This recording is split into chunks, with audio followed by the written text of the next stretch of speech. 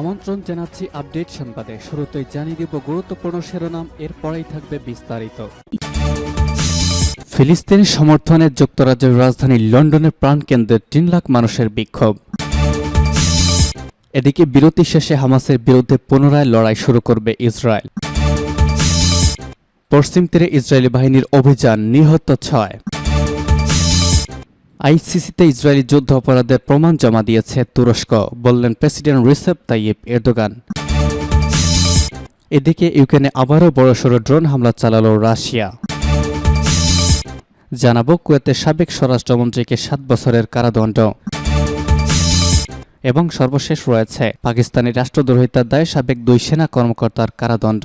শুনছিলেন সংবাদ শিরোনাম, এখন বিস্তারিত। তার আগে অনুরোধ থাকবে ভিডিওতে একটি লাইক দিন এবং কমেন্টস করে জানিয়ে দিন কোন জেলা থেকে বা কোথা থেকে আমাদের সঙ্গে যুক্ত রয়েছেন। ফিলিস্তিনের সমর্থনে যুক্তরাজ্যের রাজধানী লন্ডনের প্রাণকেন্দ্রে ৩ লাখ মানুষের বিক্ষোভ। ফিলিস্তিনি অবরুদ্ধ গাজা ভূখণ্ডে টানা ১.৫ মাসের বেশি সময় ধরে অবিরাম হামলা চালিয়েছে ইসরায়েল। নির্বিচার এই ইসরায়েলি হামলায় নিহত হয়েছেন প্রায় ১৫,০০০ ফিলিস্তিনি। নিহতদের মধ্যে ৬,০০০-এর বেশি শিশু। গাজার এই সংঘাতে বর্তমানে মানবিক বিরতি চললেও এই বিরতি শেষ হওয়ার পরপরই গাজায় আবারও হামলা শুরু করার ঘোষণা দিয়েছে ইসরায়েলি সেনাবাহিনী। এই পরিস্থিতিতে গাজায় স্থায়ী যুদ্ধবিরতির দাবিতে যুক্তরাজ্যের রাজধানী লন্ডনে ব্যাপক বিক্ষোভ হয়েছে। অনুষ্ঠিত ওই বিক্ষোভে ৩ লাখ মানুষ অংশ নিয়েছেন বলে জানিয়েছেন বিক্ষোভের আয়োজকরা। আজ এক প্রতিবেদনে এই তথ্য জানিয়েছে ব্রিটিশ সংবাদ মাধ্যম বিবিসি। প্রতিবেদনে বলা হয়েছে, গাজা উপত্যকায় স্থায়ী যুদ্ধবিরতির আহ্বান জানিয়ে লন্ডনের প্রাণকেন্দ্রে মিছিল করেছে হাজার হাজার ফিলিস্তিনপন্থী বিক্ষোভকারী। গাজায় সাময়িক যুদ্ধবিরতি কার্যকরের পর লন্ডনে এটি প্রথম বিক্ষোভ মিছিল। পুলিশ বলেছে, বিক্ষোভ মিছিলে অংশ নেওয়া ১৫ জনকে গ্রেপ্তার করা হয়েছে, যদিও সংখ্যাগরিষ্ঠ বিক্ষোভকারীরাই আইনসম্মতভাবেই এদিন প্রতিবাদ করেছেন। বিরতি শেষে হামাসের বিরুদ্ধে পুনরায় লড়াই শুরু করবে ইসরায়েল। গাজা উপত্যকায় মানবিক যুদ্ধবিরতি শেষ হলেই ইসরায়েলি সেনাবাহিনী হামাসের বিরুদ্ধে সংকল্পের সঙ্গে যুদ্ধে ফিরবে।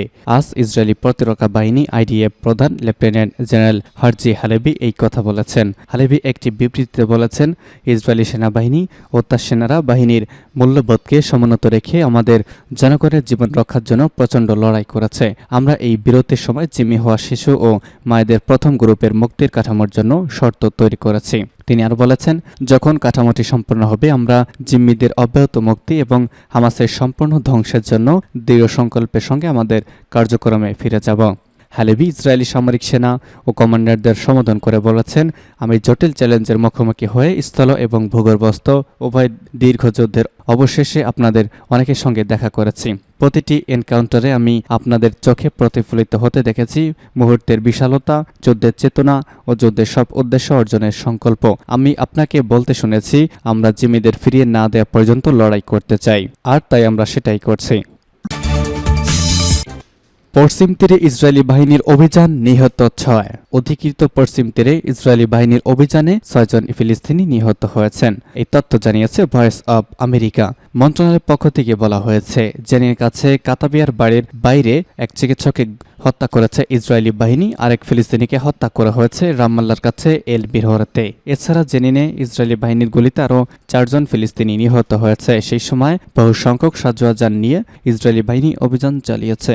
প্রত্যক্ষদর্শীরা বার্তা সংস্থা এএফপিকে বলেছেন, ৭ অক্টোবরের পর থেকেই পশ্চিম তীরে সংঘর্ষের পরিমাণ অনেক বেড়েছে।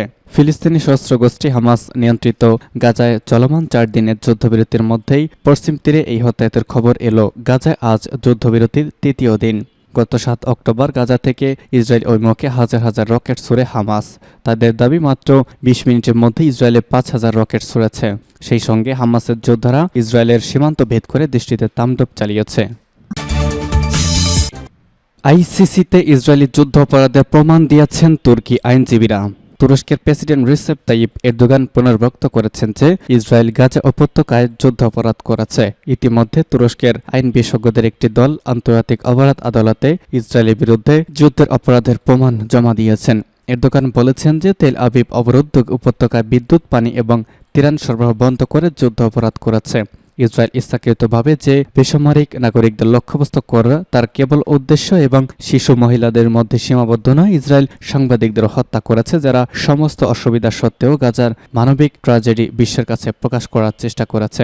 এরদোগান বলেছেন যে 7 অক্টোবর গাজা ইসরায়েল তার নৃশংস যুদ্ধ শুরু করার পর থেকে 60 জনের বেশি সাংবাদিক নিহত হয়েছে। তুরস্কের সংসদ সদস্য সহ আইন বিশেষজ্ঞদের একটি প্রতিনিধি দল হেগের আদালতে প্রমাণের একটি ফাইল জমা দেওয়ার একদিন পর তুর্কির প্রেসিডেন্ট এই মন্তব্য করেছেন। তিনি আন্তর্জাতিক সংস্থাকে অভিযুক্তদের জবাবদিহি করতে আহ্বান জানিয়েছেন। তুর্কি পার্লামেন্টের জাস্টিস কমিশনের চেয়ারপারসন কুনিট ইউকলেস বলেছেন, কোনো বিবেকই এই বিষয়ে নীরব থাকতে পারে না। আমরা একটি অবর্ণনীয় নৃশংসতার সম্মুখীন হয়েছি। ইউকলেস বলেছিলেন যে যদিও ইসরায়েল আইসিসি সদস্য নয়, তবে ফিলিস্তিন সদস্য হওয়ার কারণে ইসরায়েলি কর্মকর্তাদের বিচার করা যেতে পারে।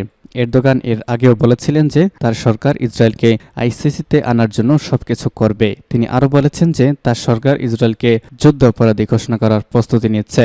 ফিলিস্তিন প্রতিরোধ আন্দোলন হামাস অক্টোবরে অধিকৃত পশ্চিম তীরে অঞ্চলে অভ্যন্তরে অপারেশন আল আকসা শুরু করার পর ইসরায়েল তার গণহত্যামূলক যুদ্ধ শুরু করে।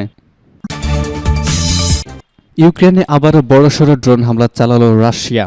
ইউক্রেনে আবারও বড়সড় ড্রোন হামলা চালিয়েছে রাশিয়া। গতকাল রাতভর প্রায় 75টি ড্রোন দিয়ে কিয়েভে হামলা চালানো হয়েছে বলে জানিয়েছে ইউক্রেনের বিমান বাহিনী। কিয়েভবাসীর ঘুম ভাঙে বিস্ফোরণের শব্দে এই অন্তত 5 জন আহত হয়েছে বলে জানিয়েছে রয়টার্স।